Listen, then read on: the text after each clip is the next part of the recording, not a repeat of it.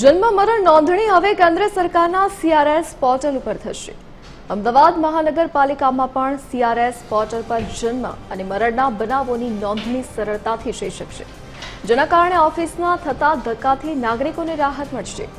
24થી વધુ રાજ્યોમાં આ પોર્ટલ પર કામગીરી થઈ રહી છે।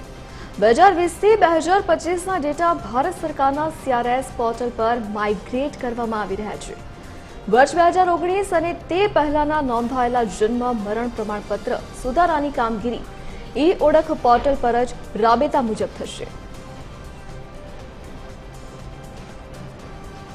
આ બાળક છે તે અનામી પારણામાં આવી ગયું અને એનો ઉછેર કરીને બધા પ્રયત્ન કરશું, એટલે આ રીતે બાળકોને જીવન બરાબર આ દુનિયામાં જીવી શકે, સારું પરિવાર મળી શકે, એના માટેના પ્રયત્ન છે।